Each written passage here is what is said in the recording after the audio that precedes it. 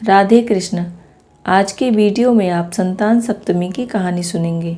संतान सप्तमी का व्रत भाद्रपद मास के शुक्ल पक्ष की सप्तमी को किया जाता है।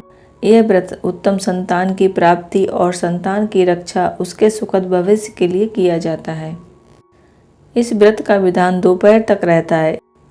इस दिन जामवती के साथ श्याम सुंदर की तथा उनके बच्चे सांब की पूजा की जाती है और भगवान शिव और माता पार्वती की पूजा की जाती है। इस व्रत को मुक्तावरण व्रत भी कहते हैं। प्रातः काल स्नान आदि से निवृत्त होकर स्वस्थ वस्त्र धारण करने चाहिए। दोपहर में चौक पूर कर चंदन, अक्षत, धूप, दीप, नैवेद्य, सुपारी तथा नारियल आदि से भगवान शिव और माता पार्वती की पूजा करें। इस दिन भोग के लिए खीर, पूड़ी तथा गुड़ के पुए रखें। रक्षा के लिए शिवजी को डोरा अर्पित करें। इस डोरे को शिवजी के वरदान के रूप में लेकर उसे धारण करके व्रत कथा सुनें।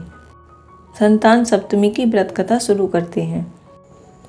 एक बार श्री कृष्ण ने युधिष्ठिर को बताया कि किसी समय मथुरा में लोमस ऋषि आए थे।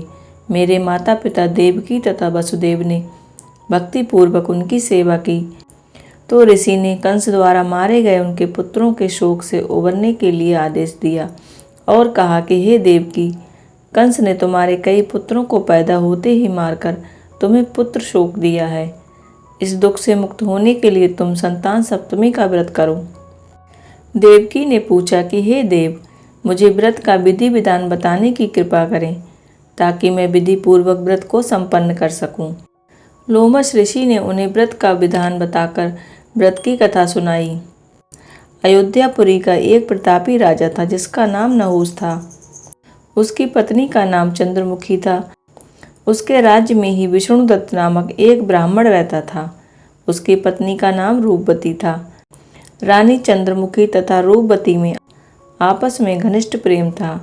एक दिन वे दोनों सरयू में स्नान करने गईं। वहाँ अन्य स्त्रियां भी स्नान कर रही थीं। उन स्त्रियों ने वहीं से पार्वती की प्रतिमा बनाकर विधि पूर्वक उनका पूजन किया। तब रानी चंद्रमुखी तथा रूपवती ने उन स्त्रियों से पूजन का नाम तथा विधि पूछी।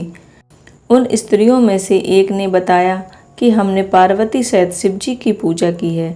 भगवान शिव का डोरा बांधकर हमने संकल्प किया है, जब तक हम जीवित रहेंगी तब तक ये व्रत करती रहेंगी। यह मुक्तावरण व्रत सुख व संतान को देने वाला होता है। उस व्रत की बात सुनकर उन दोनों सखियों ने जीवन पर्यंत इस व्रत को करने का संकल्प करके भगवान शिवजी के नाम का डोरा बांध लिया, परंतु घर पहुंचने पर वे संकल्प भूल गईं। मृत्यु के पश्चात रानी वानरी तथा ब्राह्मणी मुर्गी की योनि में पैदा हुई। उसके बाद दोनों पशु योनि को छोड़कर पुनः मनुष्य की योनि में आईं। चंद्रमुखी मथुरा के राजा पृथ्वीनाथ की रानी बनी तथा रूपवती ने फिर से एक ब्राह्मण के घर में जन्म लिया। इस जन्म में रानी का नाम ईश्वरी तथा ब्राह्मणी का नाम भूषणा था। भूषणा का विवाह राजपुरोहित अग्निमुखी के साथ हुआ। इस जन्म में भी दोनों सखियों में बहुत प्रेम था। व्रत भूलने के कारण ही रानी इस जन्म में भी संतान सुख से वंचित रहीं। प्रौढ़ावस्था में उसने एक गूंगे तथा बहरे पुत्र को जन्म दिया, मगर वह भी 9 वर्ष का होकर मर गया। भूषणा ने व्रत को याद रखा, इसलिए उसके गर्भ से सुंदर तथा स्वस्थ 8 पुत्रों ने जन्म लिया। रानी ईश्वरी के पुत्र शोक की संवेदना के लिए एक दिन भूषणा उससे मिलने गई। उसे देखते ही रानी के मन में ईर्ष्या पैदा हो गई। उसने भूषणा को विदा करके उसके पुत्रों को भोजन के लिए बुलाया और भोजन में विष मिला दिया, परंतु भूषणा के व्रत के प्रभाव से उसका बाल भी बांका नहीं हुआ। इससे रानी को और भी अधिक क्रोध आया। उसने अपने नौकरों को आज्ञा दी कि भूषणा के पुत्रों को पूजा के बहाने यमुना के किनारे ले जाकर गहरे जल में धकेल दिया जाए, किंतु भगवान शिव और माता पार्वती की कृपा से इस बार भी भूषणा के बालक व्रत के प्रभाव से बच गए। रानी ने जल्लादों को बुलाकर आज्ञा दी, ब्राह्मण बालकों को वध स्थल पर ले जाकर मार डालो, किंतु जल्लादों द्वारा बेहद प्रयास करने पर भी बालक मर ना सके। यह समाचार सुनकर रानी को बहुत ही आश्चर्य हुआ।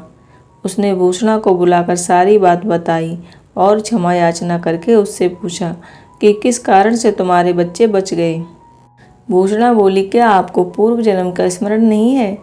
रानी ने आश्चर्य से कहा, नहीं, मुझे तो कुछ भी याद नहीं है। तब उसने कहा, सुनो, पूर्व जन्म में तुम राजा नहुस की रानी थी और मैं तुम्हारी सखी थी।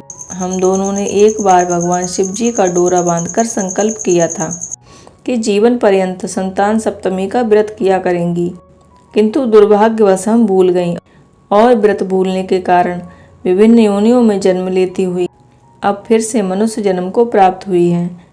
अब मुझे उस व्रत की याद हो आई थी, इसलिए मैंने व्रत किया। उसी के प्रभाव से आप मेरे पुत्रों को चाह कर भी न मरवा सकें। यह सब सुनकर रानी ईश्वरी ने भी विधि पूर्वक संतान सुख देने वाला संतान सप्तमी का व्रत रखा।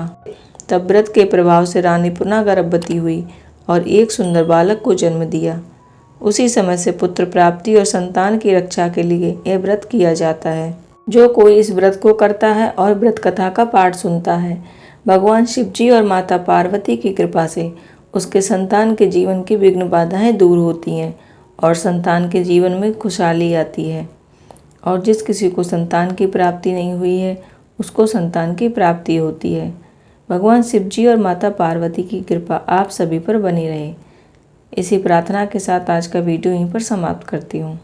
अगर आज का वीडियो आपको पसंद आया हो तो वीडियो को लाइक कीजिएगा और अभी तक आपने चैनल को सब्सक्राइब नहीं किया है तो इसी तरह के वीडियोस देखने के लिए चैनल को सब्सक्राइब कीजिएगा। राधे कृष्ण।